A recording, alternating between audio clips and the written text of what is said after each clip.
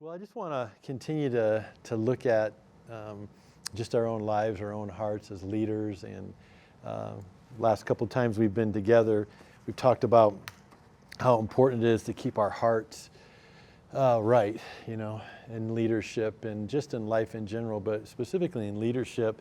That leadership requires, spiritual leadership requires spiritual health for us. And so that means paying attention to our own hearts and not allowing us to get in a rut or even hardened to things. The last time we got together, we talked about our calling, is that our calling is first to Jesus Christ and then to raise up people to be more like Him. That's our calling. That's everything else that gets put upon us from ourselves or even other people. Really, we always have to constantly come back to that. And today I want to talk about our work.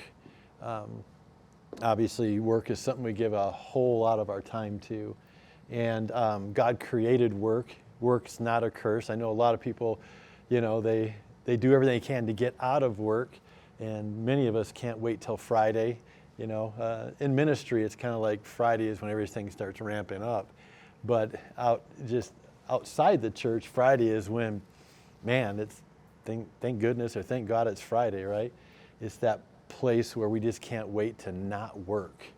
And but work is not a curse. God actually created work way back in Genesis when He talked about even giving us a dominion mandate, right? To be fruitful, to have dominion, to fill the earth.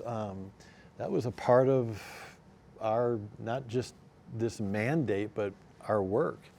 And then it says He created the garden.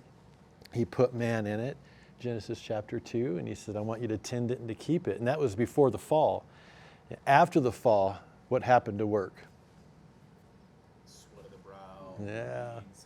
It got harder, as did everything after the fall, right? Everything changed and everything got harder after the fall. And so I think as you think about your own self, there's all different kinds of personalities. Some of us work under this thing of why. What's the purpose? What's the big picture? Some of us are wired to work on a task-oriented basis, what needs to be done. But also there is another part that God clearly defines is how to work in the Word talks about. And this really transcends not just ministry or spiritual leadership, but any part of our work, whether it's inside the church or outside the church in a secular position. And I think all of us kind of function in that task-oriented. We all have to be aware of what needs to be done. And I think the why of it really helps us to stay motivated, right? We got to have those two things. But in Colossians chapter 3, God through Paul lays out some pretty important how to work items, and so I just want to go through that with you. In Colossians chapter 3, verses 12 through 17, it says this: Therefore, as God's chosen ones, holy and dearly loved, put on, and then he goes through this list. So get ready. So as God's chosen ones, as His children, it says put on. And that means to actually sink into. It actually means to, like a garment, that you would slip into. Put on compassion, put on kindness, put on humility, gentleness, and patience, bearing with one another and forgiving one another if anyone has a grievance against another. Just as the Lord has forgiven you, so you also are to forgive.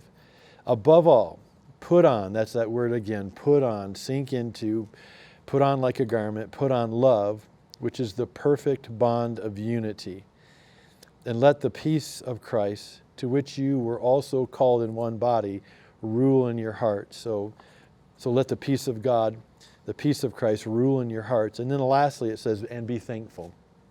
And so Paul is writing, obviously, to all Christians, right? He's not just writing to leaders. He's writing to all of us who are Christians, because he's talking about God's chosen ones. And then he says, I want you to put these things on as you're dealing with one another. And so as we think about our work here in the church, it's not just important why we do what we do, and it's not just important what there is to do, but how we are to do it. How are we supposed to function as leaders? There's an idea and a point that says this: leadership is not just about what gets accomplished, but also how it gets accomplished. I think we have to be aware of that, because if not, then people just become an ends to a means to an end, right? They just become a part of what we need them to do to get something done, to get the task, what needs to be done, right? Because we know the big picture is so important. But Paul clearly says that that's not the way that we are supposed to deal with one another. He says, I want you to be compassionate. I want you to be kind. I want you to be humble. I want you to be gentle and patient. I want you to bear with one another. I want you to forgive one another, just as the Lord has forgiven you. And above all, I want you to love. And this thing of peace comes into play. And so as you think about that list, which of the characteristics from Paul's list is a timely reminder for you today? As you think about compassion, as you think about being kind in your areas of leadership, in your areas of work, let's just say in your area of work, these are the things that God is writing through Paul. He's reminding us that He wants us. This is how He wants us to work. So, which ones stand out to you? Which ones are good reminders for you? You don't have to talk out loud. Don't say them out loud. But compassion, kindness, humility, gentleness, patience, forgiveness, love, unity, peace, and thankfulness. In Proverbs chapter 22, verse 29, it says, I better put my glasses on for this. It says, do you see a man who excels in his work? He will stand before kings. He will not stand before unknown men. Work is a big deal to God. We all know that through the Word, it says that if a person doesn't work, if they're lazy, that's a person who is very foolish. I mean, Proverbs talks about he who does not work does not deserve certain things, right? So work is important, and with work becomes this, when we excel in it, it brings us to this place where we'll stand before kings. But think about that list for a little bit, and what areas do you excel in?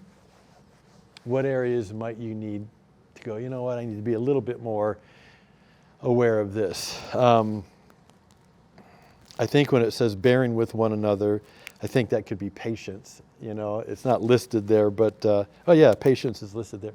But patience is probably one area that I have to be aware of for me. I have to, because you've got vision and you want things done, but sometimes being impatient can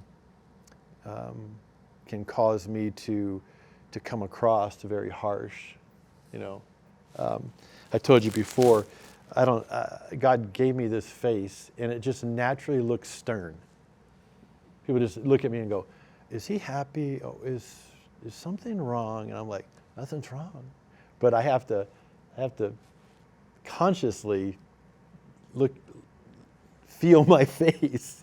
Not like this. I have to go, okay, am I smiling? And that's the thing same thing with being patient. Sometimes we can come across, and we don't even know it, that we're not being compassionate or we're not being kind, especially in the heat of the moment, huh? Especially on Sunday mornings when everything is on the line, when Wednesday nights happen and somebody doesn't show up, and those are the times where it talks about forgiving one another, and Are there people you need to forgive that work for you, that sometimes call you up an hour before they're supposed to do something and say, sorry, something came up, or I overslept, or I stayed up too late last night, or all those kind of things. So, as I just want to kind of ask you guys, where are you at with your work? How do you look at your work? Are you a big picture person? Are you what needs to be done? Or are you really concerned about how the work gets done?